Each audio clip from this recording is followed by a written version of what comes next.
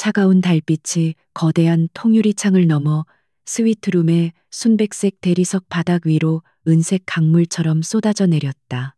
서유진은 숨막힐 듯 화려하지만 온기라고는 찾아볼 수 없는 이 공간의 중앙에 홀로 서 있었다.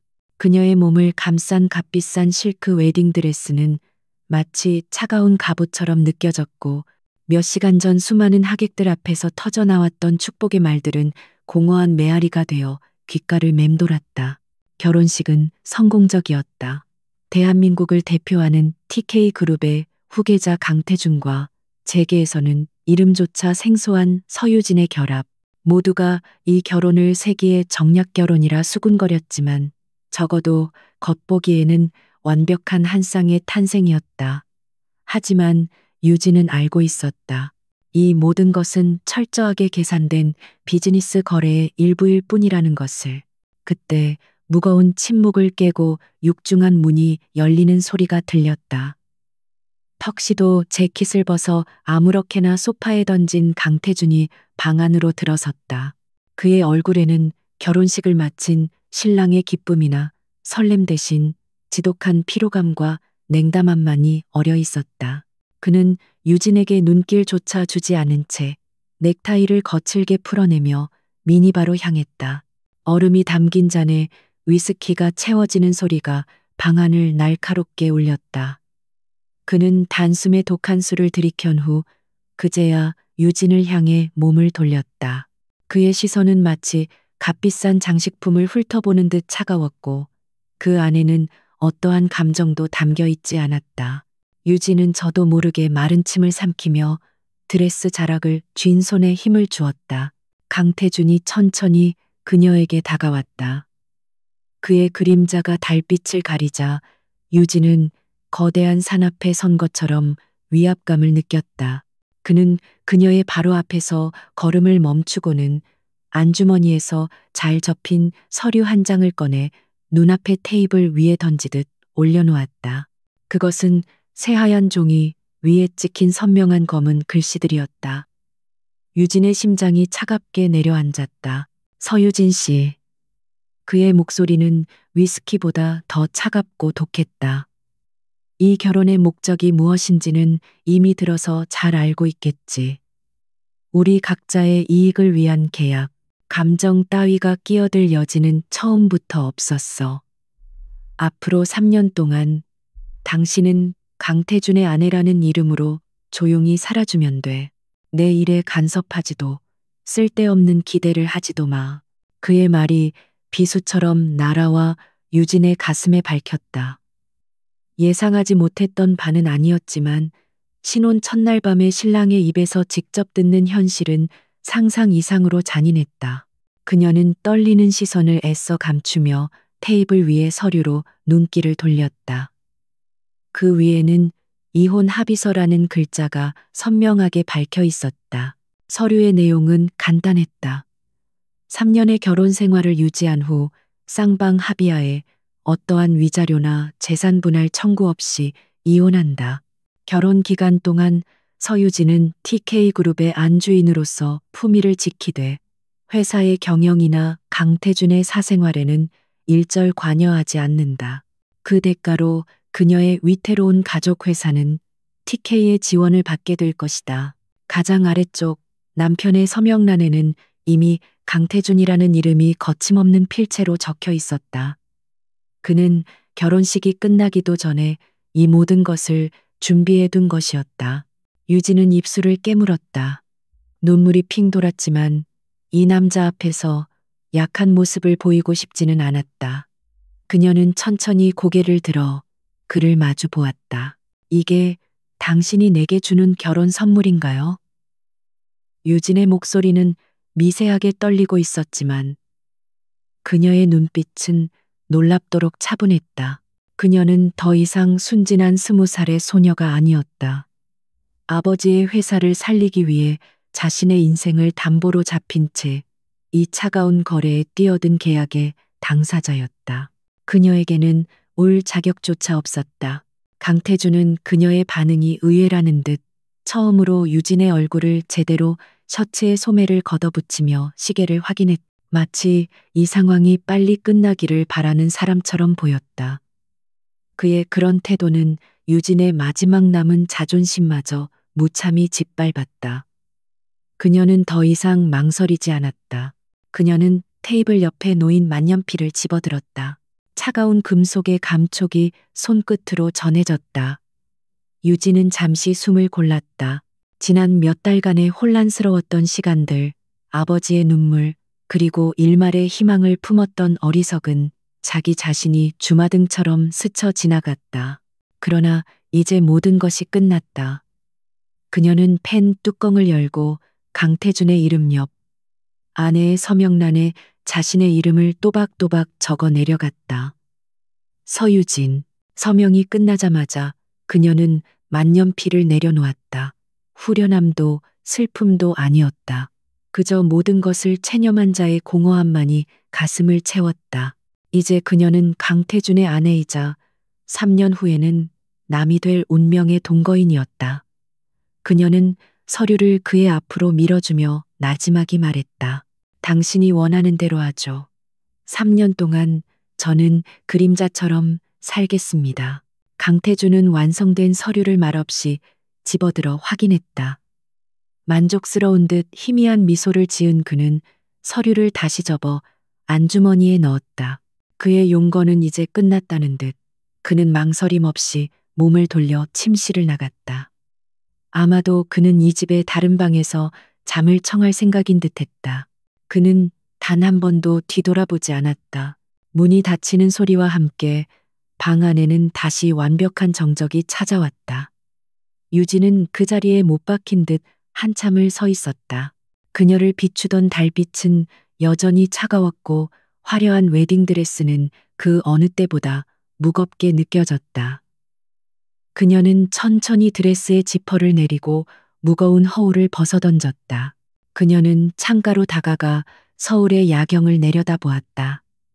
수많은 빌딩의 불빛들이 별처럼 반짝이고 있었지만 그 어느 것 하나 그녀의 마음을 위로해 주지는 못했다.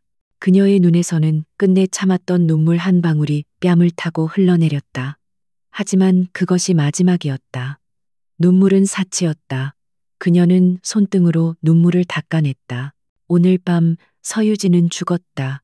그리고 새로운 서유진이 태어났다. 더 이상 사랑을 꿈꾸지 않고 누구에게도 기대지 않으며 오직 스스로의 힘으로 자신의 운명을 개척해 나갈 사람. 강태준, 당신은 오늘 밤 나에게서 모든 것을 앗아갔다고 생각하겠지. 하지만 당신이 내게 준 것은 모욕과 상처뿐만이 아니었다. 유진의 눈빛이 차갑고 단단하게 변해갔다. 그녀의 머릿속에서는 이미 수만 가지의 계획들이 그려지기 시작했다. 3년. 그녀에게 주어진 시간은 정확히 3년이었다. 그 시간 동안 그녀는 이 화려한 세상 속에서 누구도 모르게 날갯짓을 준비할 것이다. 강태준과 TK그룹이 제공하는 모든 자원과 정보를 이용해 그녀는 자신만의 제국을 건설할 것이다. 그녀는 거울 앞에 섰다. 거울 속에는 눈물 자국이 희미하게 남은 낯선 여자가 서 있었다. 하지만 그녀의 눈은 더 이상 슬픔에 젖어 있지 않았다. 그 안에는 강철 같은 의지와 뜨거운 야망이 활활 타오르고 있었다. 3년 후 이혼 합의서가 효력을 발휘하는 날, 그녀는 더 이상 누구의 아내도 희생자도 아닌 세상의 꼭대기에 선 서유진으로 다시 태어날 것이다.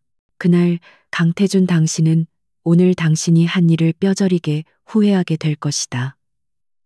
이것은 그녀 스스로에게 하는 차가운 맹세였다. 강태준의 아내 서유진의 삶은 화려한 감옥 그 자체였다. 그녀가 머무는 한남동의 대저택은 살아있는 사람이 사는 집이라기보다는 모든 것이 완벽하게 박제된 거대한 박물관 같았다. 매일 아침 그녀는 정해진 시간에 눈을 떴고 고용인들은 소리 없이 그녀의 하루를 완벽하게 조율했다. 식사는 최고의 셰프가 만들었고 그녀가 입는 옷은 계절마다 파리에서 직접 공수해 왔으며 그녀의 손끝을 스치는 모든 것은 돈으로 살 수 있는 최고급 품이었다. 하지만 그 어떤 것도 그녀의 것은 아니었다. 그녀는 이 집의 안주인이었지만 그저 강태준의 아내라는 역할을 연기하는 배우에 불과했다. 강태준은 일주일에 한두 번 집에 들어올까 말까 했고 들어오는 날에도 그들은 철저한 타인이었다. 그는 서재에서 밤을 새우거나 아예 다른 별채에서 잠을 잤다. 그들의 유일한 교류는 매주 월요일 아침 일주일치 생활비가 입금되었다는 알림 문자뿐이었다. 시댁 식구들의 태도는 노골적인 경멸에 가까웠다. 시어머니인 윤 여사는 사교 모임에 유진을 장식품처럼 데리고 나갔지만 사람들 앞에서는 상냥한 미소를 지으면서도 단둘이 있을 때는 그녀의 출신을 비웃으며 사사건건 트집을 잡았다. 그녀에게 유진은 그저 기울어가는 회사를 살리기 위해 아들의 발목을 잠시 붙잡고 있는 하찮은 존재일 뿐이었다. 세아가, 네 아비 회사는 요즘 좀 어떻다니? 우리 태준이가 신경 써준 덕에 숨통은 좀 트였다고 들었다만. 윤 여사는 우아하게 찻잔을 내려놓으며 비단에 감싼 칼날 같은 말을 던졌다. 그녀의 말에는 유진의 가족에 대한 동정심 대신 자신들의 우월함을 확인하는 만족감만이 가득했다. 유진은 그저 희미하게 미소 지으며 대답을 피할 뿐이었다. 그런 환경 속에서 유진은 자신을 완벽하게 지워나갔다. 그녀는 말이 없었고 감정을 드러내지 않았으며 그 누구에게도 먼저 다가가지 않았다. 고용인들은 그녀를 투명 인간처럼 대했고 시댁 식구들은 그녀의 존재를 잊어갔다. 그러나 그들이 보지 못하는 그림자 속에서 서유진은 조용히 그리고 무섭게 자신을 단련하고 있었다. 그녀의 전쟁은 이미 시작되고 있었다. 그녀의 첫 번째 무기는 저택의 2층 구석에 위치한 지금은 거의 사용하지 않는 오래된 서재였다. 그곳은 강태준의 할아버지 TK그룹의 창업주가 사용하던 공간으로 낡았지만 깊은 지혜가 깃든 책들로 가득했다. 경제학 원론부터 시작해 최신 경영 전략, 세계 금융시장 분석, 그리고 복잡한 투자 이론서까지 그곳은 세상의 모든 지식을 담고 있는 보물 창고와도 같았다. 유진은 매일 밤 모두가 잠든 시간이 되면 유령처럼 서재로 향했다. 그녀는 탐욕스럽게 책을 읽어 내려갔다. 처음에는 이해하기 어려운 전문 용어들과 씨름해야 했지만 그녀는 포기하지 않았다.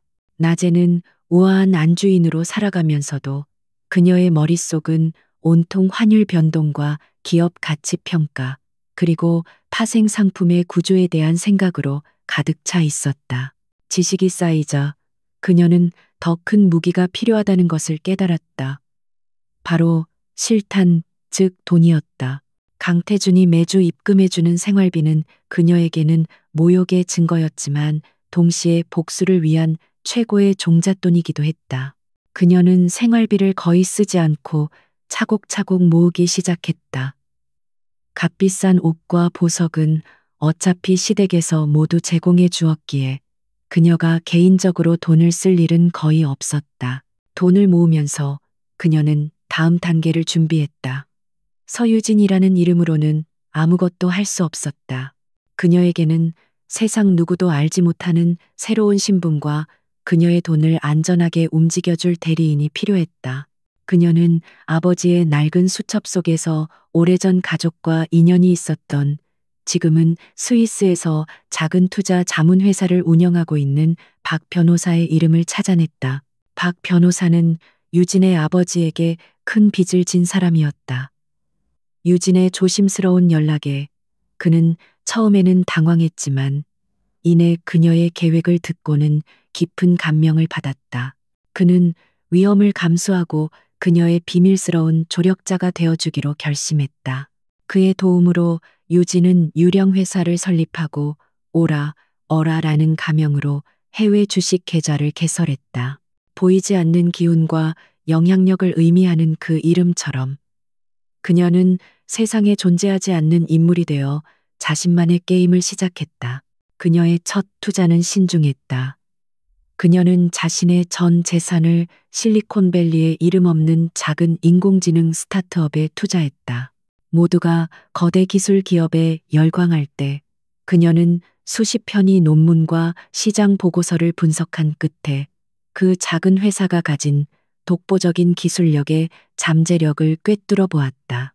그것은 도박에 가까웠지만 그녀에게는 잃을 것이 없었다. 초조한 기다림의 시간이 흘렀다. 낮에는 시어머니의 다과회에 참석해 의미 없는 대화를 나누며 미소를 짓고 밤에는 대서양 건너편의 주식 시세표에서 눈을 떼지 못했다.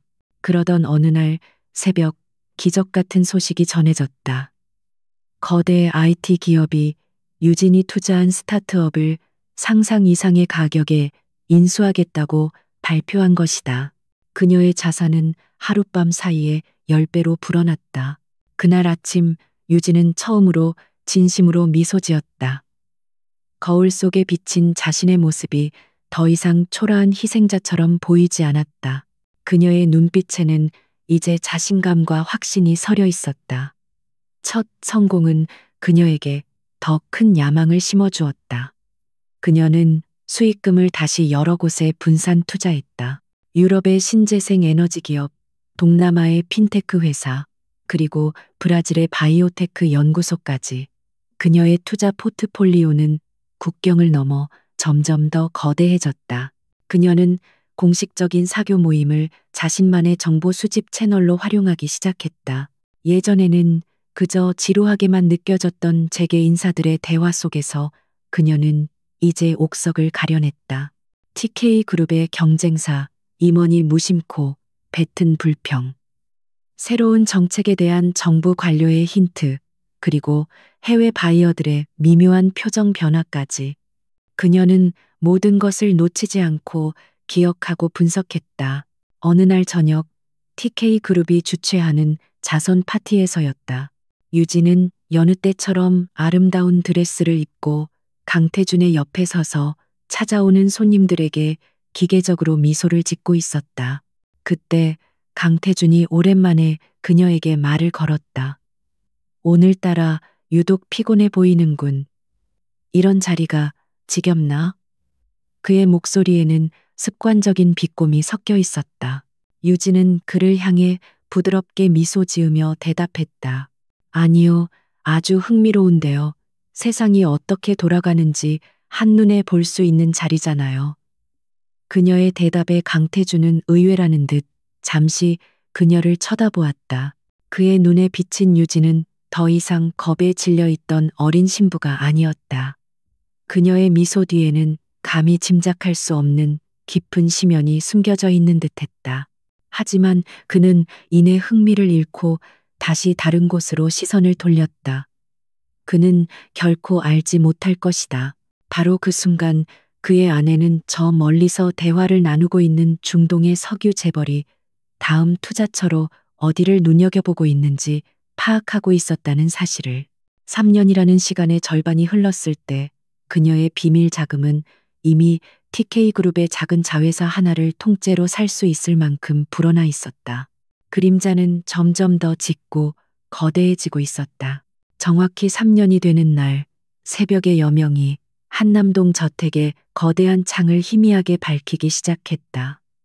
서유진은 이미 모든 준비를 마친 상태였다. 그녀의 침실에는 지난 3년간 그녀가 입었던 값비싼 옷가지와 보석들이 주인을 잃은 채 고요히 놓여 있었다. 그녀는 그 어떤 것에도 미련을 두지 않았다.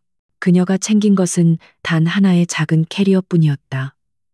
그 안에는 새 신분증과 여권, 그리고 그녀의 보이지 않는 제국이 담긴 노트북이 전부였다. 그녀는 익숙하게 저택의 복도를 걸어 나왔다. 지난 3년간 그녀의 발소리를 기억하는 사람은 아무도 없었다. 고용인들은 아직 잠에서 깨지 않았고 저택은 거대한 무덤처럼 정적에 휩싸여 있었다.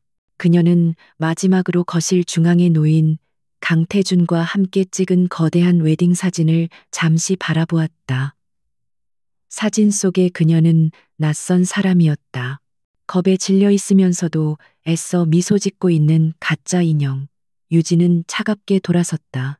현관문 앞 테이블 위에는 그녀가 서명한 이혼 합의서, 사본과 결혼 반지가 가지런히 놓여 있었다. 그녀가 이 집에서 유일하게 남기고 가는 흔적이었다. 육중한 문이 소리 없이 열리고 그녀는 한치의 망설임도 없이 새벽의 차가운 공기 속으로 걸어 나갔다. 그녀가 떠난 후에도 저택은 아무 일도 없었다는 듯 고요했다. 강태준의 아내 서유진은 그렇게 세상에서 조용히 증발했다. 같은 시각 서울의 중심부 TK그룹 본사의 최고층 회의실은 숨막히는 긴장감으로 가득 차 있었다. 거대한 테이블 주위에는 그룹의 핵심 임원들이 굳은 표정으로 앉아 있었고 상석에 앉은 강태준의 얼굴은 며칠 밤을 샌 사람처럼 창백하고 날카로웠다. 3년 전 세상을 다 가진 듯 오만했던 젊은 후계자의 모습은 온데간데 없었다. TK그룹은 창사 이래 최악의 위기에 직면해 있었다. 3년 전 강태준이 야심차게 추진했던 차세대 바이오 신약 개발 프로젝트가 처참한 실패로 돌아간 것이다.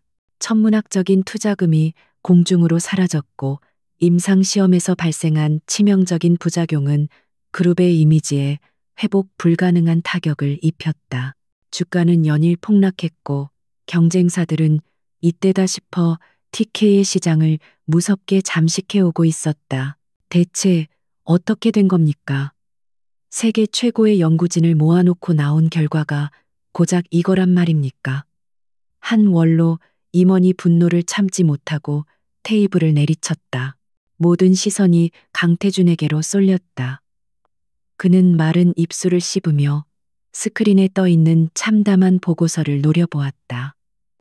모든 것이 완벽하다고 생각했다. 하지만 어딘가에서부터 잘못된 것이었다. 내부의 누군가가 핵심 데이터를 경쟁사에 유출했거나 혹은 처음부터 잘못된 정보로 자신을 속였다는 의심이 들었지만 이미 엎질러진 물이었다. 그의 오만함이 위기를 불렀다. 그는 수많은 사람들의 반대에도 불구하고 독단적으로 프로젝트를 밀어붙였고 위험 신호를 무시했다. 아버지가 쌓아올린 견고한 제국이 자신의 손에서 모래성처럼 무너져 내리고 있었다. 그는 매일 밤 악몽에 시달렸고 술 없이는 잠들 수 없었다. 그제야 그는 자신이 얼마나 어리석었는지를 깨닫고 있었다. 절망적인 침묵 속에서 기획조정실장이 조심스럽게 입을 열었다. 방법이 아주 없는 것은 아닙니다. 지금 우리에게 필요한 것은 외부의 강력한 자금 수혈입니다. 기존의 금융권은 등을 돌렸지만 최근 아시아 시장에 공격적으로 진출하고 있는 글로벌 대체 투자 펀드가 하나 있습니다. 그의 말에 모든 임원들의 귀가 쏠렸다. 이름은 오라홀딩스입니다. 기획조정실장이 스크린에 새로운 자료를 띄웠다. 화면에는 간결하지만 강렬한 인상을 주는 로고가 나타났다. 지난 몇 년간 혜성처럼 등장한 곳입니다. 베일에 쌓인 회장이 이끌고 있는데 투자하는 기업마다 단기간에 엄청난 성공을 거두면서 미다스의 손으로 불리고 있습니다. 자금력은 물론 업계를 꿰뚫어보는 통찰력이 상상을 초월한다고 합니다. 회의실 안이 술렁이기 시작했다. 오라홀딩스의 이름은 이미 금융가에서 전설처럼 떠돌고 있었다. 하지만 그들은 워낙 신중하고 까다로워서 아무 기업에나 투자하지 않는 것으로도 유명했다. 과연 위기에 빠진 TK그룹에 관심을 보일지가 의문이었다. 한 임원이 회의적인 목소리로 물었다. 그들이 우리 같은 위기 기업에 관심을 가질까요? 기획조정실장이 고개를 끄덕였다. 그래서 알아봤습니다. 놀랍게도 오라홀딩스가 최근 한국 시장 진출을 위해 비공개적으로 몇몇 기업을 물색 중이며 그 리스트에 우리 TK그룹이 포함되어 있다는 정보를 입수했습니다. 그들은 오히려 위기에 빠진 기업의 잠재력을 보고 구조조정을 통해 가치를 극대화하는데 전문적인 역량을 가지고 있다고 합니다. 그것은 마치 칠흑 같은 어둠 속에서 비친 한 줄기 빛과도 같았다. 강태준의 눈이 번뜩였다. 그는 다른 선택의 여지가 없었다. 지푸라기라도 잡아야 하는 심정이었다. 그는 자리에서 일어나 회의실을 둘러보며 단호하게 말했다. 좋습니다. 당장 오라 홀딩스와의 접촉을 시도하십시오. 어떤 조건이든 감수하겠습니다. 내가 직접 그 회장을 만나서 설득하겠습니다. 그의 목소리에는 예전의 자신감 대신 절박함이 가득했다. 그는 오라홀딩스의 회장이 어떤 인물인지, 얼마나 냉철하고 까다로운 사람인지에 대한 소문들을 떠올렸다. 성별도 나이도 국적도 알려진 바 없는 미스터리의 인물. 강태준은 자신의 모든 것을 걸고 그를 설득해야만 했다. 아버지의 유산과 수만 명 직원들의 생계가 자신의 어깨에 달려 있었다. 며칠 후 기적적으로 오라홀딩스 측에서 회의 제안을 수락했다는 연락이 왔다. 약속된 날짜는 일주일 후 오라홀딩스의 아시아 본부가 있는 싱가포르에서였다. 강태준은 남은 시간 동안 밤낮으로 회의 준비에 매달렸다. 그는 회사의 과거 영광을 보여주는 자료 대신 현재의 위기를 솔직하게 인정하고 미래의 비전을 설득력 있게 제시하는 데 집중했다. 싱가포르로 떠나기 전날 밤, 강태준은 텅 빈 저택으로 돌아왔다. 그는 무의식적으로 침실로 향하다가 문득 그곳의 주인이 사라졌다는 사실을 깨달았다. 지난 3년간 거의 잊고 살았던 아내, 서유진. 그녀는 이혼 합의서에 명시된 날짜가 되자마자 흔적도 없이 사라졌다. 그는 테이블 위에 놓인 결혼 반지를 발견하고 잠시 멈칫했다. 아무런 감정도 느껴지지 않았다. 그에게 그녀는 처음부터 존재하지 않는 사람이나 마찬가지였으니까. 그는 반지를 서랍 깊숙한 곳에 던져넣고는 내일 있을 중요한 만남에 대한 생각으로 머리를 채웠다. 오라 홀딩스의 회장, 과연 어떤 사람일까? 그는 반드시 그를 설득해서 TK를 구해야만 했다. 그는 알지 못했다. 자신이 구원이라 믿는 그 손이 3년 전 자신이 가장 차갑게 내쳤던 바로 그 손이라는 사실을, 운명의 거대한 수레바퀴가 마침내 그들을 향해 다시 굴러오기 시작하고 있었다. 싱가포르의 마천루들이 자결하는 태양 아래 거대한 유리와 강철의 숲을 이루고 있었다. 그 중에서도 가장 높고 현대적인 빌딩의 최상층, 오라홀딩스의 아시아 본부는 마치 구름 위에 떠 있는 성체처럼 보였다. 강태준은 마른 침을 삼키며 로비로 들어섰다. TK그룹의 본사와는 모든 것이 달랐다. 화려한 대리석과 과시적인 장식 대신 차가운 미니멀리즘과 절제된 힘이 공간을 지배하고 있었다. 그와 그의 팀은 안내를 받아 최상층의 회의실로 향했다. 통유리창 너머로 싱가포르의 전경이 그림처럼 펼쳐져 있었지만 그 아름다움을 감상할 여유는 누구에게도 없었다. 회의실 내부는 길고 검은 테이블 하나와 의자들만이 놓여 있을 뿐 극도로 단순했다. 하지만 그 단순함 속에는 상대방을 압도하는 서늘한 권위가 배어 있었다. 잠시 후 오라홀딩스의 실무팀이 먼저 들어왔다.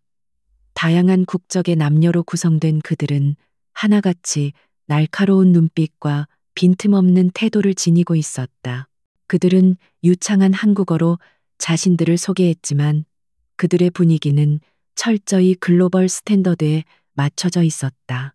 강태준은 자신들이 마치 거대한 기계의 부품을 심사받으러 온 기분이 들었다. 회장님께서는 곧 도착하실 겁니다. 먼저 준비하신 자료를 세팅해 주시기 바랍니다. 팀의 리더로 보이는 여성이 간결하게 말했다. 강태준과 TK그룹의 임원들은 일사불란하게 움직여 노트북을 연결하고 발표 자료를 스크린에 띄웠다. 마지막 순간까지 그는 발표 내용을 머릿속으로 되뇌었다. 단어 하나, 문장 하나에 회사의 운명이 달려 있었다. 시간이 흐르고 회의실 안의 공기는 점점 더 무겁게 가라앉았다. 모두가 숨을 죽인 채 문 쪽을 응시했다. 강태준의 손바닥은 어느새 축축하게 젖어 있었다. 그가 상상했던 오라 홀딩스의 회장은 백발이 성성한 월스트리트의 노련한 투자가 혹은 중동의 오일머니를 등에 업은 거부였다. 어떤 상대이든 그는 전력을 다해 맞설 준비가 되어 있었다. 그때 회의실 문이 소리 없이 열렸다. 모두의 시선이 그곳으로 집중되었다. 가장 먼저 들어온 것은 날카로운 하이힐 소리였다. 또각또각 대리석 바닥을 울리는 그 소리는 이상하리만치 침착하고 규칙적이어서 듣는 이의 심장을 조여왔다. 그리고 마침내 모습을 드러낸 인물의 실루엣에 강태주는 순간 숨을 멈췄다. 짙은 네이비색의 맞춤 정장을 입은 여자였다. 그녀의 걸음걸이에는 한치의 망설임도 없었으며 온몸에서는 감히 범접할 수 없는 차가운 카리스마가 뿜어져 나왔다. 그녀가 회의실 안으로 들어서는 순간 먼저 와 있던 오라 홀딩스의 직원들이 일제히 자리에서 일어나 가볍게 고개를 숙였다. 방 안의 모든 공기가 그녀를 중심으로 재편되는 듯했다.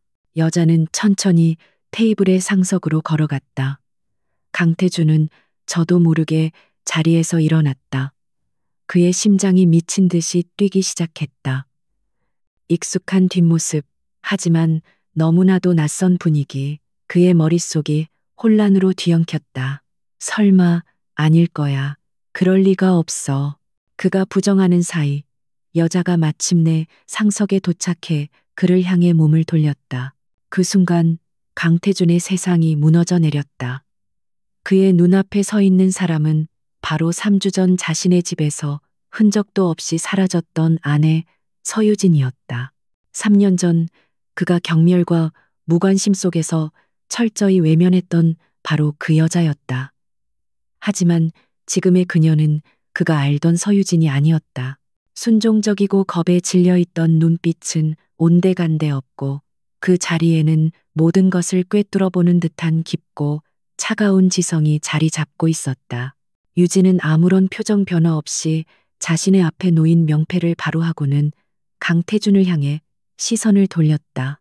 그녀의 눈빛은 마치 처음 보는 사람을 대하는 듯 지극히 사무적이었다.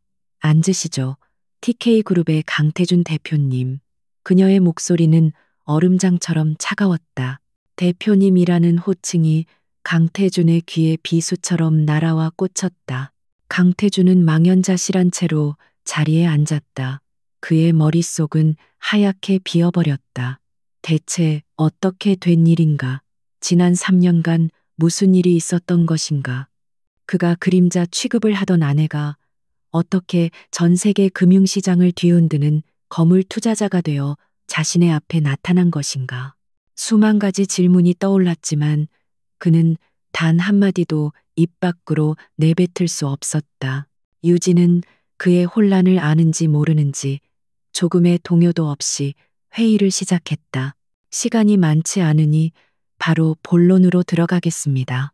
TK그룹이 저희에게 투자를 유치하고 싶은 이유에 대해 설명해 보시죠. 그녀의 말은 명령에 가까웠다. 강태준은 간신히 정신을 차리고 준비했던 발표를 시작하려 했다.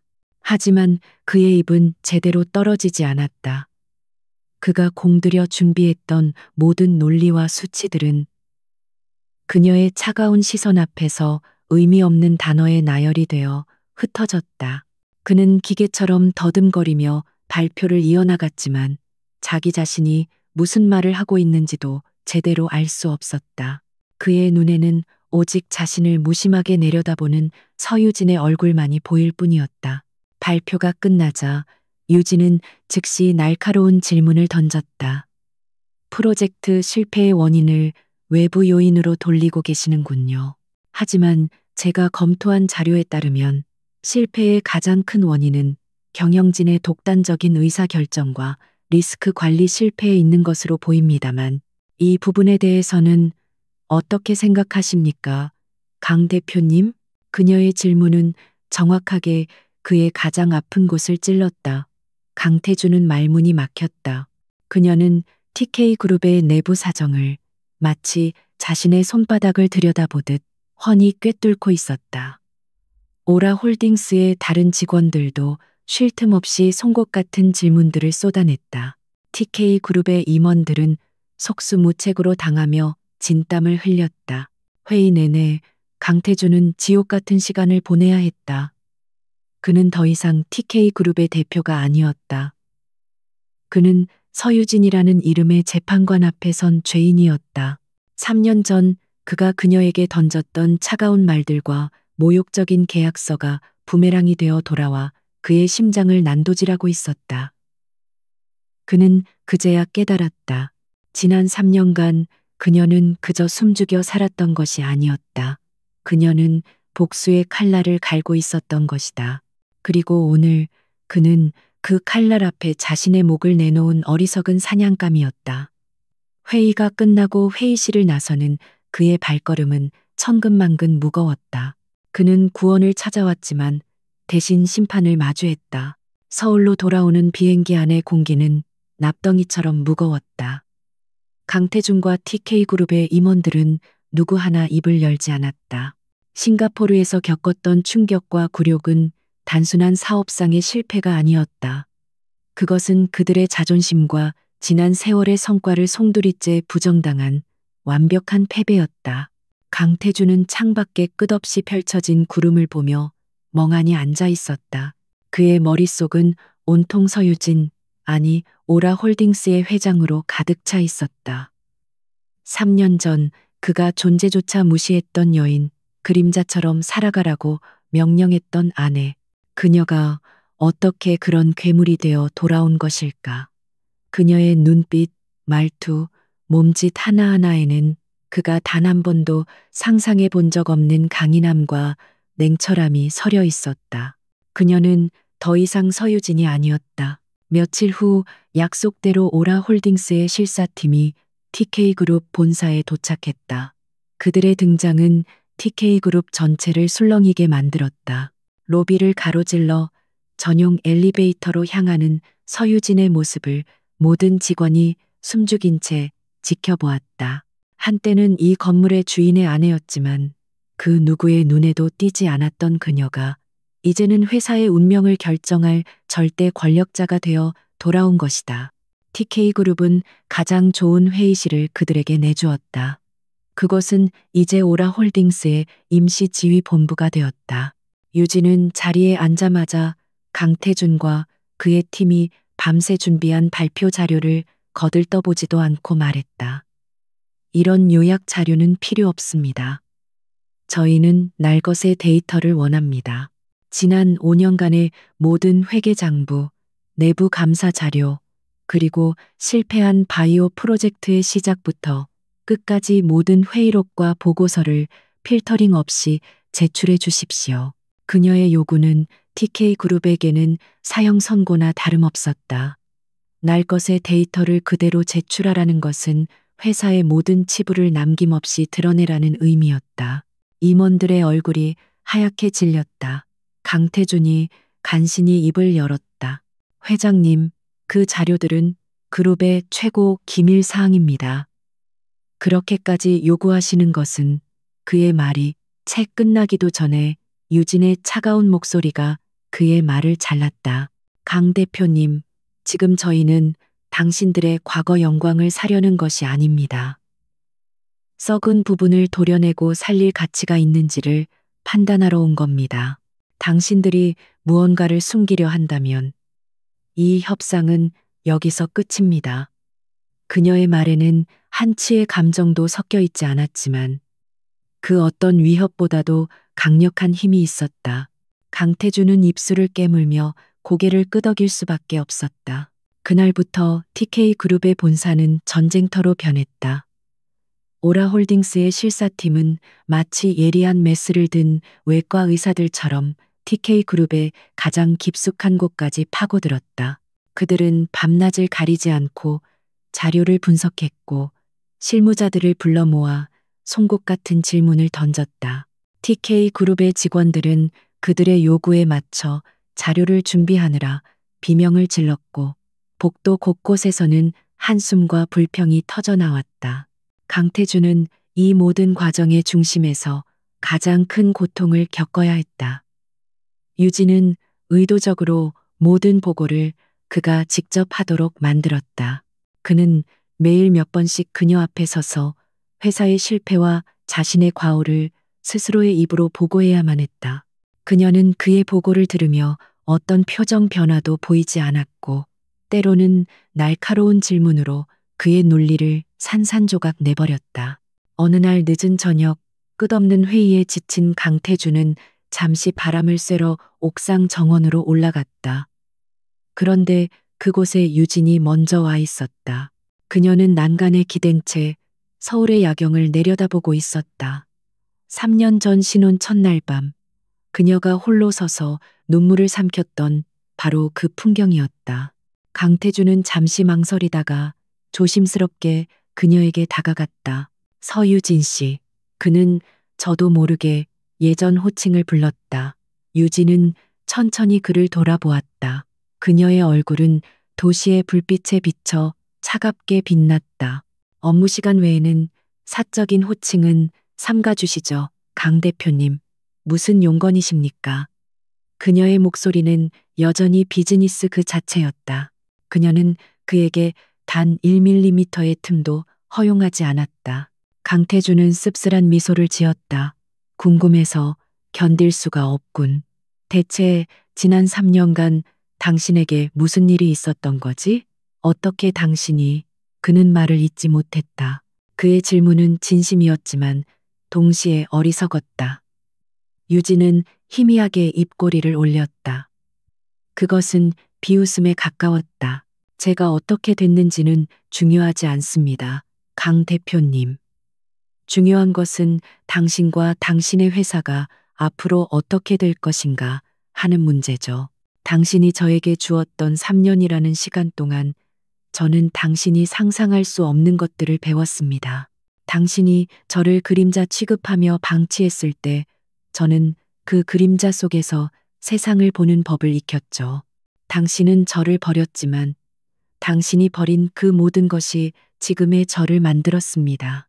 그녀의 말 한마디 한마디가 칼날이 되어 그의 심장을 후벼 팠다. 그는 할 말을 잃었다. 그는 그녀를 동정의 대상으로 혹은 귀찮은 존재로만 여겼을 뿐 그녀가 자신만의 세계를 구축하고 있을 것이라고는 꿈에도 생각하지 못했다. 그의 오만함이 지금의 이 비극적인 상황을 만든 것이다. 그는 그녀의 눈을 제대로 쳐다볼 수가 없었다. 유진은 더 이상 그에게 관심 없다는 듯 다시 야경으로 시선을 돌렸다. 내일 오전 9시까지 해외 자회사들의 부실 채권 내역을 모두 정리해서 보고하십시오. 하나라도 누락되면 모든 것이 끝이라는 것 명심하시고요. 그녀는 그 말만 남기고 차갑게 몸을 돌려 옥상 정원을 떠났다. 혼자 남은 강태준은 차가운 밤 공기 속에서 오랫동안 움직일 수 없었다. 권력의 게임은 이미 시작되었고 그는 체스판 위에 무력한 킹이 되어 있었다. 그리고 그의 운명을 쥔키는 바로 그가 버렸던 아내였다. 시간은 강물처럼 흘러갔지만 TK그룹 본사의 시간은 멈춰버린 듯했다. 강태준에게 하루하루는 끝없는 신문의 연속이었다. 그는 오라 홀딩스가 요구하는 방대한 자료의 산속에서 허우적거렸다. 먼지 쌓인 창고에서 수년 전의 서류들을 찾아내고 복잡하게 얽힌 재무제표의 숫자들과 씨름하며 밤을 새우는 것이 그의 일상이 되었다. 그 과정은 단순히 힘든 것을 넘어 자신의 과거와 실패를 복귀해야 하는 고통스러운 형벌과도 같았다. 그러던 어느 날 오후 그는 바이오 프로젝트 실패 직전에 자금 흐름을 재구성하던 중이었다. 수백 장의 결제 서류를 넘기던 그의 손가락이 문득 한 지점에서 멈췄다. 그것은 프로젝트에 필요한 해외 희귀시약을 긴급하게 구매한다는 내용의 아주 사소한 지출 결의서였다. 금액도 전체 프로젝트 규모에 비하면 미미한 수준이라 아무도 신경 쓰지 않았을 법한 서류였다. 하지만 그의 시선을 사로잡은 것은 내용이 아니었다. 최종 결제 라인, 바로 위, 실무 검토자 서명란에 적힌 단정한 필체, 서유진. 그가 잊고 있던 이름이 그곳에 있었다. 당시 그의 비서실에서는 형식적인 절차라며 해외 거주 경험이 있는 그녀에게 간단한 번역 검토와 함께 서명을 받은 것이었다. 그는 그제야 아주 희미한 기억의 조각을 떠올렸다. 그날 저녁 그는 늦게까지 서재에서 무언가를 읽고 있던 그녀의 모습을 무심하게 지나쳤었다. 그녀의 책상 위에는 두꺼운 의학 전문 서적과 관련 논문들이 쌓여 있었다. 그는 그저 부잣집 사모님의 한가한 지적 허영심이라 치부하며 비웃었다. 하지만 지금 와서 생각해보니 그녀는 단순히 서명을 한 것이 아니었다. 그녀는 그 프로젝트를 이해하려고 노력했던 것이다. 그날 이후 강태주는 자신도 모르게 과거의 기억 속에서 그녀의 흔적을 찾기 시작했다. 그는 그동안 그녀를 완벽한 타인, 보이지 않는 유령으로 취급했다. 하지만 돌이켜보니 그녀는 언제나 그곳에 있었다. 그가 늦은 밤 피곤에 지쳐 집에 돌아왔을 때 식탁 위에 조용히 놓여 있던 따뜻한 죽 한 그릇, 그의 서재에 새로 들어온 경영 서적들, 그리고 가끔 마주쳤을 때 무언가 하고 싶은 말이 있는 듯 그를 바라보던 깊은 눈빛까지. 그는 자신이 그 모든 신호를 얼마나 철저하게 무시했는지를 깨달았다. 그는 그녀에게 단 한 번도 따뜻한 말을 건넨 적이 없었고, 그녀의 생각이나 감정에 대해 궁금해한 적조차 없었다. 그는 그녀를 3년짜리 계약의 일부로만 생각했지만, 그녀는 그 시간 동안 묵묵히 자신의 곁을 지키려 했던 유일한 사람이었을지도 모른다. 후회라는 감정이 파도처럼 밀려와 그의 가슴을 아프게 쳤다. 궁금증은 집착으로 변해갔다. 그는 마침내 자신의 충직한 비서에게 비밀스러운 지시를 내렸다. 지난 3년간 서유진 씨의 모든 행적을 조사해주게. 금융거래 내역, 통신기록, 출입국 기록까지 알아낼 수 있는 모든 것을 알아봐. 누구도 알아서는 안 되네. 그것은 전 남편으로서의 권리도 대표로서의 권한도 아닌 그저 한 인간으로서의 절박한 호기심이었다. 한편 서유진은 자신만의 전쟁을 치르고 있었다. 그녀 역시 TK그룹의 데이터를 분석하며 밤을 새우고 있었다. 그녀의 목표는 단순한 기업 인수가 아니었다. 그녀는 이 거대한 제국의 심장부에 숨어있는 암세포를 찾아내 도려내야만 했다. 바이오 프로젝트의 실패는 단순한 사고나 판단 착오가 아니라는 확신이 들었다. 그 안에는 의도적인 데이터 조작과 배임의 흔적이 교묘하게 숨겨져 있었다. 그녀의 날카로운 눈은 마침내 결정적인 단서를 포착했다. 임상시험의 핵심 데이터를 분석하던 중 특정 시점의 데이터 값이 미세하게 변조된 흔적을 발견한 것이다. 그것은 최고 수준의 전문가가 아니면 결코 찾아낼 수 없을 만큼 정교한 조작이었다. 그리고 그 데이터에 접근할 수 있는 권한을 가진 사람은 그룹 내에서도 극소수에 불과했다. 유진은 용의자들의 명단을 작성해 한 명씩 지워나갔다. 그리고 마침내 단 한 사람의 이름이 남았다. TK바이오의 연구개발 본부장이자 강태준이 아버지처럼 믿고 따랐던 오상무 전무.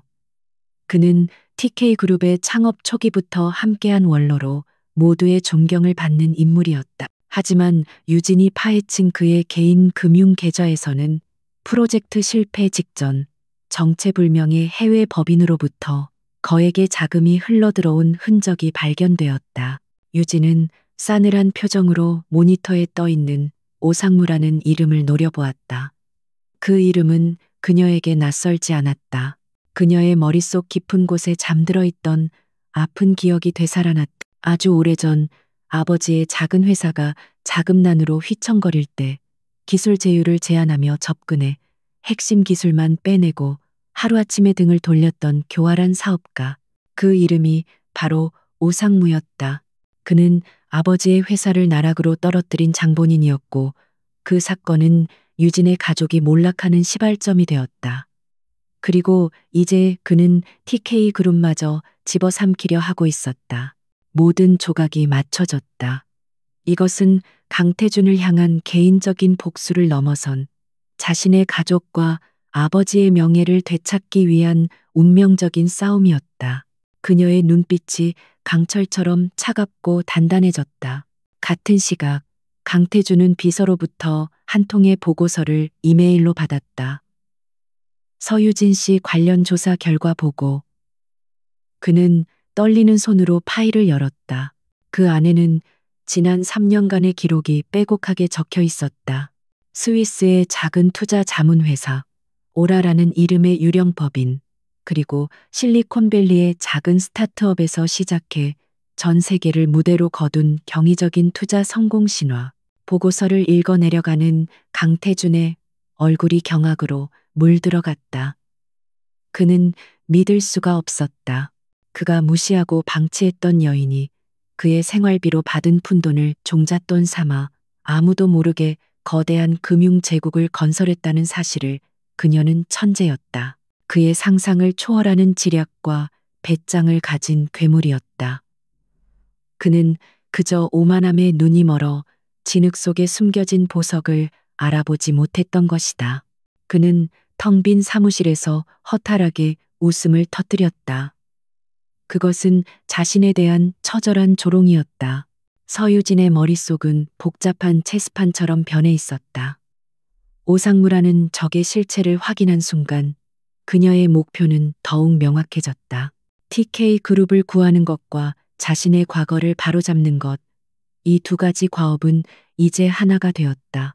그녀는 오상무를 법의 심판대에 세울 뿐만 아니라 그가 TK 그룹 내에 심어놓은 독버섯 같은 세력까지 뿌리째 뽑아버려야 했다. 그러기 위해서는 더 정교하고 대담한 계획이 필요했다. 그녀는 오라 홀딩스의 회장으로서 공식적으로 오상무에게 단독 면담을 요청했다. TK 바이오의 핵심 책임자였던 그와의 만남은 실사 과정의 일부라는 자연스러운 명분이 있었다. 오상무는 조금의 의심도 없이 흔쾌히 제안을 받아들였다. 그는 아마도 자신의 정체가 탄로 났으리라고는 꿈에도 생각하지 못한 채 새로운 권력자에게 잘 보일 기회라고 여겼을 것이다. 약속된 날, 유진의 개인 집무실에서 두 사람이 마주 앉았다. 유진은 차가운 미소를 띤 채 먼저 입을 열었다. 오 전무님, 지난 바이오 프로젝트의 실패는 참으로 안타까운 일입니다. 하지만 저는 그 실패의 데이터 속에서 오히려 TK그룹의 새로운 가능성을 보았습니다. 그녀의 말은 오상무의 예상을 완전히 벗어나는 것이었다. 그는 의아한 표정으로 되물었다. 가능성이라니요, 회장님? 유진은 미리 준비해둔 보고서를 그의 앞으로 밀었다. 실패한 신약의 특정 화합물이 다른 분야, 예를 들어 차세대 배터리 전해질 개발에 획기적으로 사용될 수 있다는 분석 결과입니다. 이것은 TK그룹이 바이오 기업에서 첨단 소재 기업으로 탈바꿈할 수 있는 절호의 기회죠.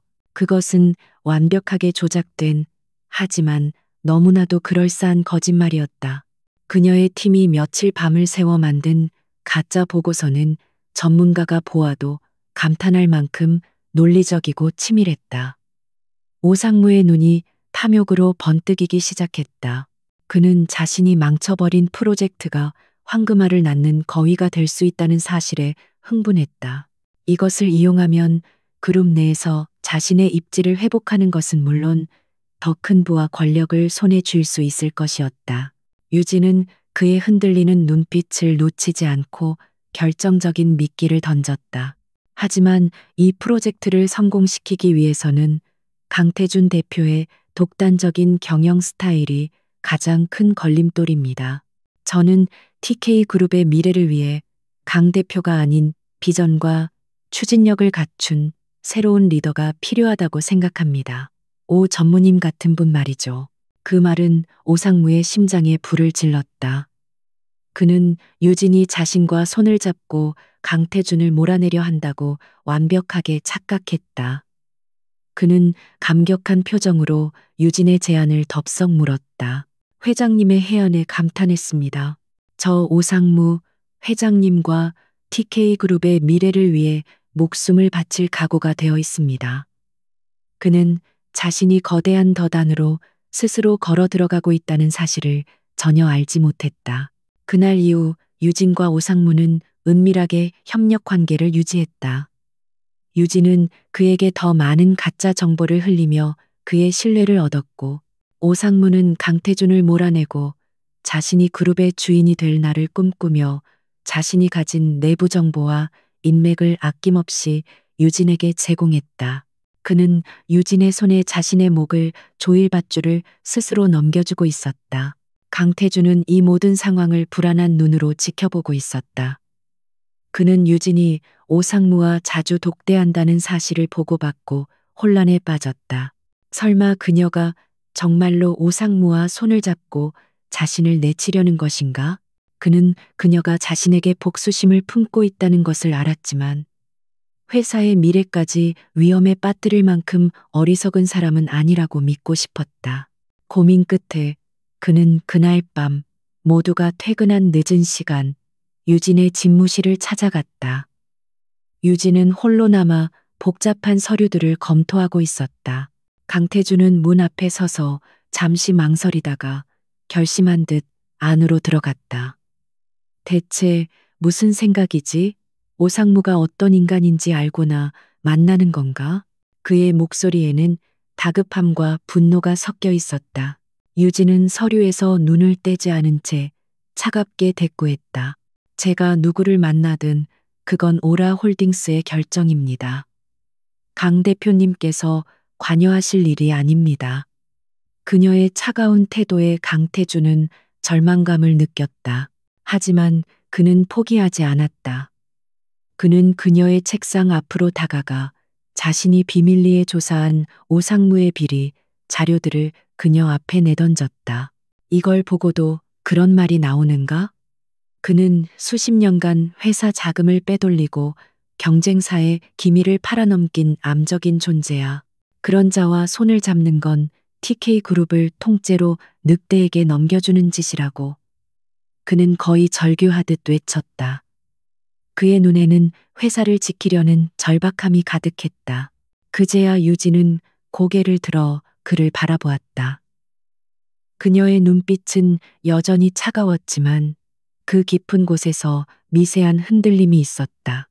그녀는 강태준이 내놓은 자료를 천천히 훑어보았다. 자신이 이미 파악하고 있는 내용들이었지만 그가 스스로의 힘으로 이 정도까지 알아냈다는 사실이 조금 놀라웠다. 그는 더 이상 과거의 오만한 후계자가 아니었다. 그는 진심으로 회사를 걱정하고 있었다. 유진은 잠시 침묵하다가 낮은 목소리로 말했다. 당신이 뭘 걱정하는지는 알겠습니다. 하지만 때로는 맹수를 잡기 위해 스스로 미끼가 되어야 할 때도 있는 법이죠. 그녀의 말은 수수께끼 같았지만 강태준은 그 의미를 순간적으로 깨달았다. 그녀는 오상무와 손을 잡은 것이 아니었다. 그를 잡기 위한 거대한 판을 짜고 있었던 것이다. 그의 심장이 세차게 뛰기 시작했다. 안도감과 동시에 그녀의 대담함에 대한 경외감이 밀려왔다. 그는 그녀가 얼마나 위험한 줄타기를 하고 있는지 직감했다. 오상무는 보통 내기가 아니었다. 조금의 실수라도 있다면 유진 역시 모든 것을 잃을 수 있었다. 그는 자신도 모르게 말했다. 혼자서는 위험해. 내가 돕게 해줘. 그것은 그가 그녀에게 처음으로 내민 진심 어린 손길이었다. 유진은 그의 눈을 똑바로 쳐다보았다. 그의 눈빛에는 더 이상 오만함이나 동정이 없었다. 그곳에는 오직 동등한 파트너로서의 신뢰와 결의만이 담겨 있었다. 오랫동안 닫혀있던 유진의 마음, 한구석에서 무언가 단단한 것이 녹아내리는 듯한 느낌이 들었다. 그녀는 잠시 고민하다 마침내 작게 고개를 끄덕였다. 좋아요. 하지만 명심해요. 당신은 내 계획의 일부일 뿐 지휘자는 나예요. 그 순간 적대자로 만났던 두 사람은 비로소 공동의 목표를 향한 위험한 동맹을 맺었다. 어둠 속에서 거대한 반격의 서막이 오르고 있었다. 결전의 날이 밝았다. TK그룹 본사 대강당은 임시 주주총회에 참석하려는 주주들과 이 세기의 경영권 분쟁을 취재하려는 기자들로 이른 아침부터 인산인해를 이루었다. 공기 중에는 보이지 않는 긴장감이 팽팽하게 감돌았고 사람들의 수군거림은 거대한 벌집의 윙윙거림처럼 강당을 가득 채웠다. 모두의 관심사는 단 하나, 과연 TK그룹의 주인은 누가 될 것인가였다. 단상의 한쪽 끝에 앉은 강태주는 굳은 표정으로 정면을 응시하고 있었다. 그는 일부러 초췌하고 패배한 듯한 모습을 연출했다. 그의 불안한 눈빛과 굳게 담은 입술은 주주들에게 그가 이미 모든 것을 포기한 사람이라는 인상을 주기에 충분했다. 하지만 그의 차가운 손바닥 안에서는 식은땀이 흐르고 있었다. 이것은 그의 인생을 건 가장 큰 도박이었다. 반대편에 앉은 오상무는 승리를 예감한 장군처럼 여유가 넘쳤다. 그는 자신을 지지하는 이사들과 눈을 맞추며 자신만만한 미소를 지어 보였다. 그의 계산으로는 모든 것이 완벽했다. 강태준을 지지하던 세력은 이미 등을 돌렸고 결정적으로 오라 홀딩스라는 막강한 우군이 자신의 뒤에 있었다. 그는 오늘 이 자리에서 강태준을 끌어내리고 TK그룹의 새로운 왕으로 등극할 것이었다.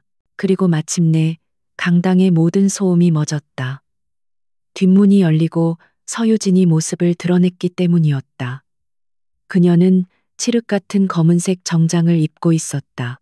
그 어떤 장신구도 없이 오직 그녀의 존재감만으로도 좌중을 압도했다.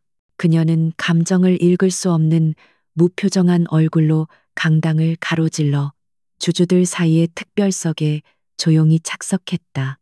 그녀의 등장은 이 전쟁의 향방을 결정할 여왕의 행차와도 같았다.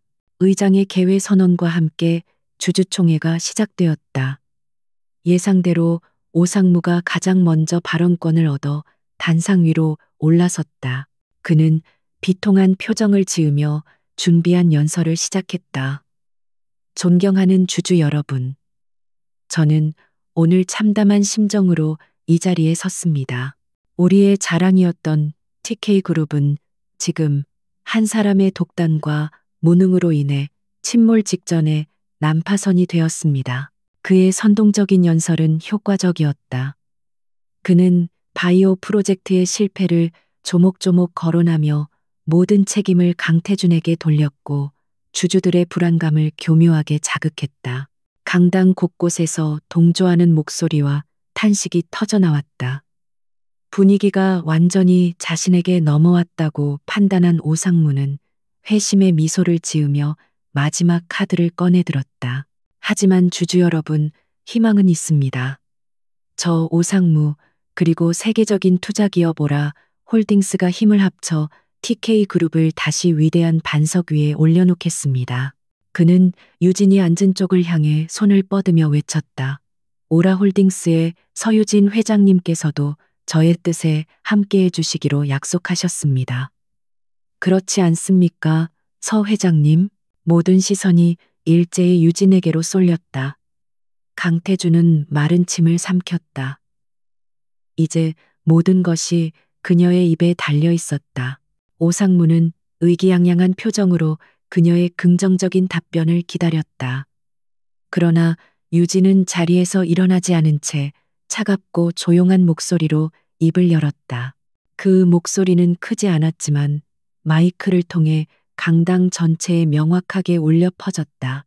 오, 전무님의 말씀에 일부 동의하는 부분이 있습니다. 그 한마디에 강당이 술렁였다. 오상무의 얼굴에 승리의 미소가 번졌다. 네, TK그룹에는 분명 깊이 뿌리내린 부패의 고리가 존재하며 그것을 잘라내지 않으면 미래는 없습니다. 바이오 프로젝트의 실패 역시 그 부패가 낳은 필연적인 결과입니다. 유진은 천천히 자리에서 일어나 단상을 향해 걸어갔다. 그녀의 또각거리는 구두 소리가 모두의 심장을 두드렸다. 그녀는 오상무의 바로 옆에 서서 그를 쳐다보지도 않은 채 정면의 대형 스크린을 향해 손짓했다. 하지만 오 전무님께서는 그 부패의 근원지를 잘못 짚으셨습니다. 그 순간 스크린에 두 개의 문서가 나란히 나타났다. 하나는 오상무가 최종 결제했던 임상시험 데이터 보고서였고 다른 하나는 원본 데이터 파일이었다. 유진이 레이저 포인터로 화면의 특정 부분을 가리켰다. 보시는 바와 같이 최종 보고서의 핵심 데이터 수치가 원본과 미세하게 다릅니다. 이 교묘한 조작으로 인해 치명적인 부작용을 예측할 수 있었던 경고 신호가 완벽하게 숨겨졌습니다. 오상무의 얼굴이 하얗게 굳어졌다.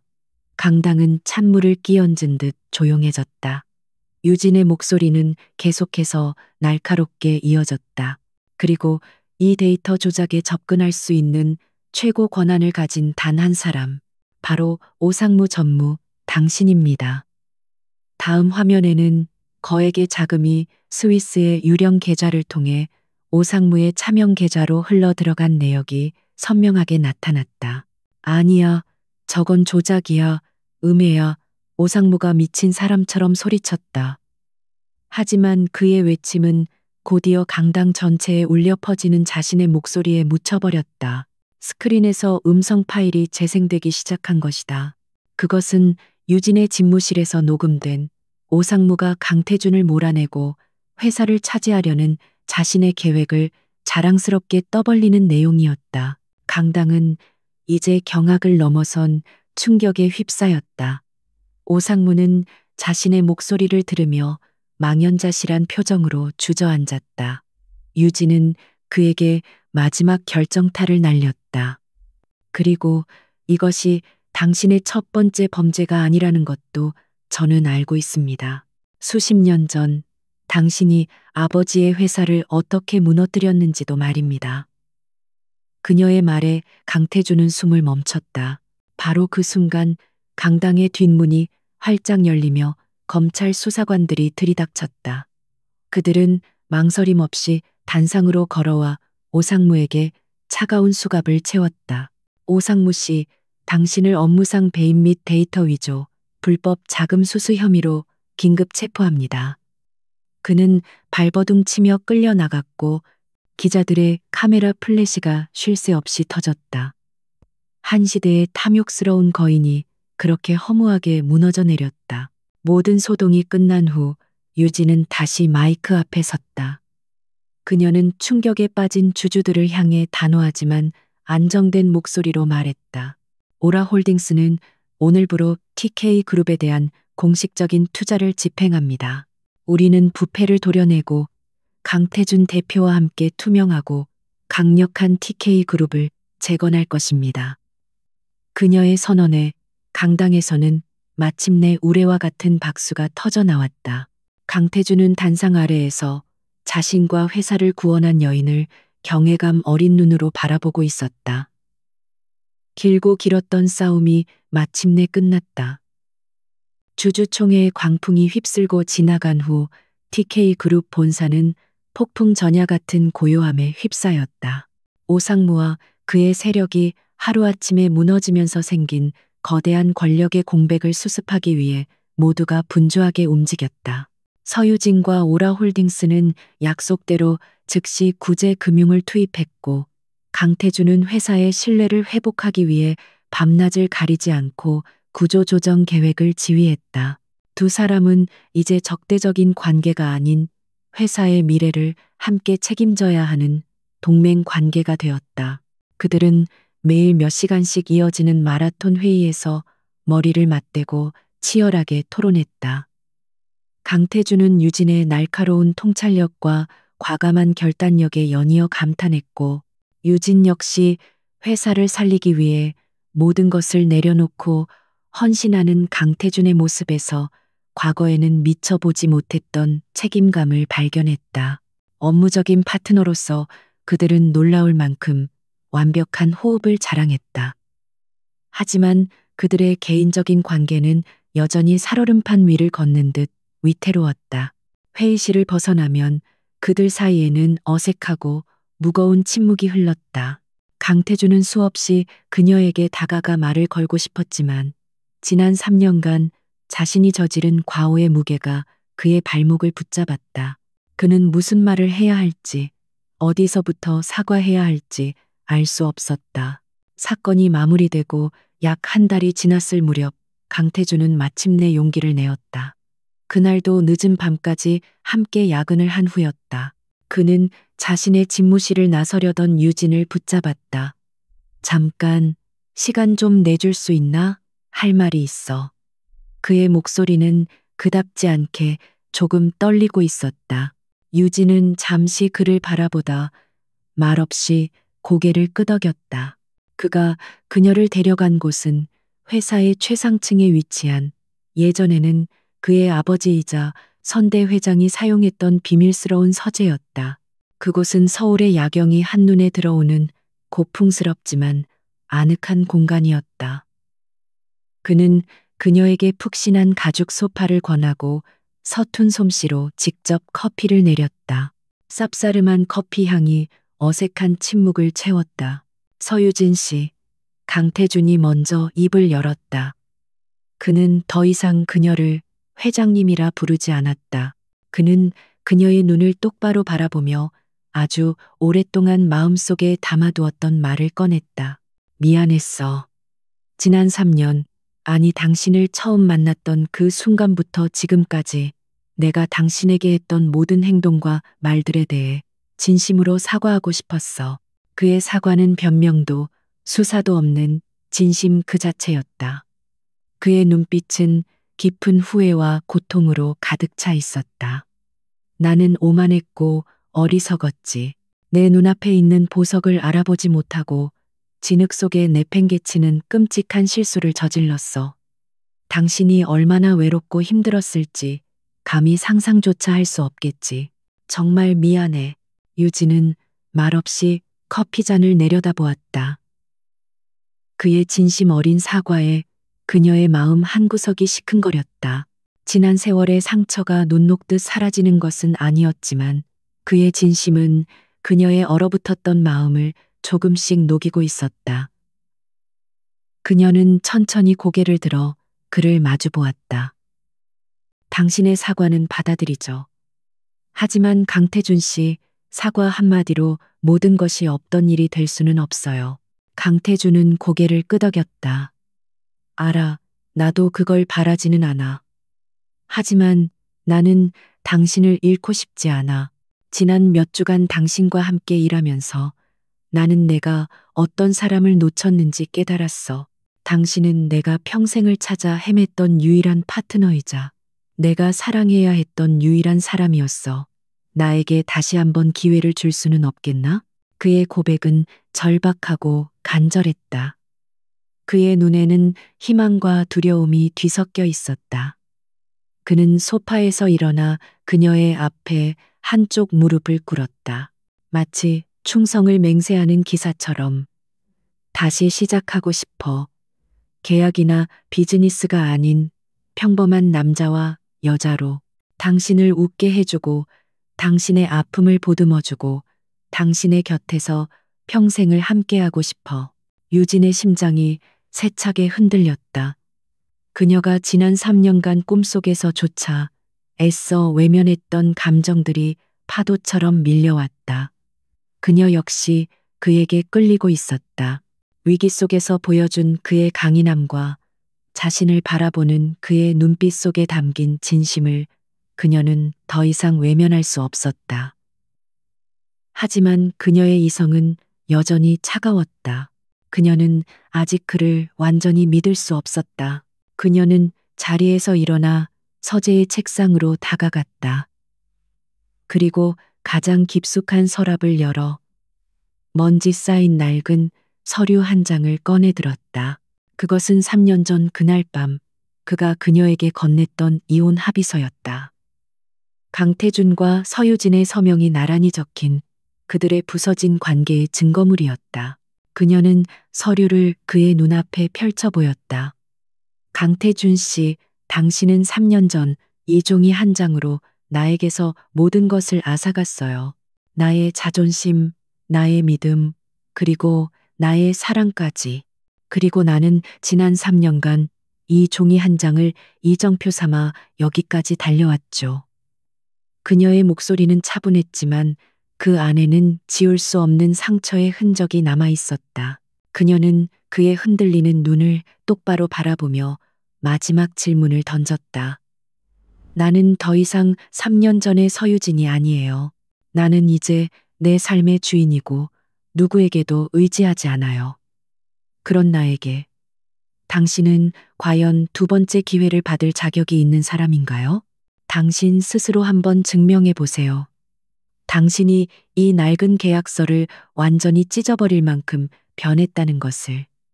그녀의 질문은 그의 사랑에 대한 마지막 시험이었다. 그녀는 그에게 공을 넘겼다.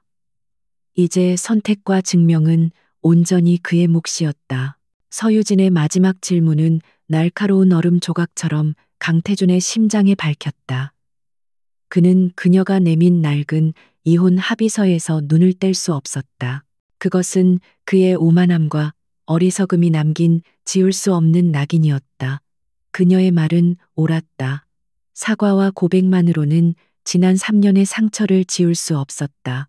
말은 공허했고 증명은 행동으로만 가능했다. 그는 그녀 앞에 꿇었던 무릎을 천천히 일으켰다. 그는 그녀의 손에서 낡은 서류를 조심스럽게 받아들었다.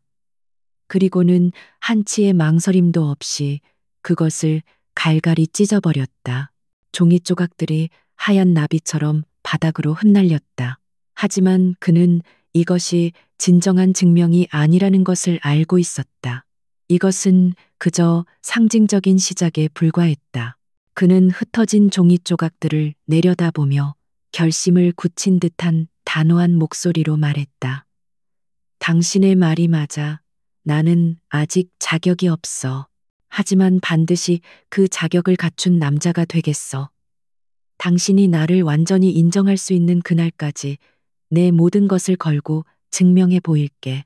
다음 날 아침 TK그룹은 발칵 뒤집혔다. 강태준이 긴급 이사회를 소집하여 대표이사직을 포함한 그룹 내의 모든 직위에서 사임하겠다고 폭탄 선언을 했기 때문이었다. 누구도 그의 결정을 이해하지 못했다. 이제 마고라 홀딩스의 지원으로 회사가 안정궤도에 오르기 시작한 시점이었다. 이사들은 극렬하게 반대했지만 그의 의지는 확고했다. 그는 자신의 모든 지분을 백지 신탁하고 전문 경영인에게 회사를 맡기겠다며 자신의 퇴로를 완전히 차단해버렸다. 그의 사임 소식은 재계 전체에 큰 충격을 주었다. 사람들은 그가 경영 실패에 책임을 지고 물러나는 것이라고 수군거렸지만 진실을 아는 사람은 아무도 없었다. 강태준은 자신을 향한 무수한 추측과 비난 속에서도 아무런 변명도 하지 않았다. 그는 조용히 자신의 짐을 챙겨 30년 넘게 자신의 왕국이었던 TK그룹 본사를 떠났다. 그리고 일주일 후 오라홀딩스 코리아의 신입사원 공채 면접장에 믿을 수 없는 인물이 나타났다. 바로 강태준이었다. 그는 값비싼 맞춤 정장 대신 평범한 기성복 정장을 입고 다른 수십 명의 젊은 지원자들 사이에 앉아 차분하게 자신의 차례를 기다리고 있었다. 그의 등장은 면접장의 모든 사람들을 얼어붙게 만들었고 소식은 순식간에 회사 전체로 퍼져나갔다. 최종 면접관으로 참석한 서유진은 유리창 너머로 대기실에 앉아 있는 그를 보았다. 그녀는 보고를 받고도 믿을 수 없었지만 자신의 눈으로 직접 확인한 순간 복잡한 감정에 휩싸였다. 놀라움, 당혹감, 그리고 자신도 모르게 피어오르는 아주 작은 감동. 그녀는 그가 이런 방식으로 자신의 말에 대한 답을 내놓을 것이라고는 상상도 하지 못했다. 면접실 안 유진과 강태준은 면접관과 지원자의 자격으로 다시 마주했다. 유진은 철저하게 공적인 태도를 유지했다. 강태준 씨, TK그룹의 전 대표이사께서 저희 같은 회사의 말단, 신입사원 직책에 지원하신 이유가 무엇입지? 그녀의 질문은 지극히 사무적이었지만 그 안에는 그의 진심을 시험하려는 날카로움이 숨어 있었다. 강태준은 긴장한 기색 없이 그러나 진솔한 눈빛으로 그녀를 바라보며 대답했다. 처음부터 다시 배우고 싶습니다. 저는 지금까지 높은 곳에서 세상을 내려다보기만 했습니다. 하지만 이제는 가장 낮은 곳에서부터 제 손으로 직접 벽돌을 쌓아 올리는 법을 배우고 싶습니다. 그리고 제가 잃어버렸던 가장 소중한 것을 되찾을 자격을 얻고 싶습니다. 그의 대답은 유진뿐만 아니라 다른 면접관들의 마음까지 움직였다. 결국 강태준은 오라 홀딩스의 신입사원으로 채용되었다.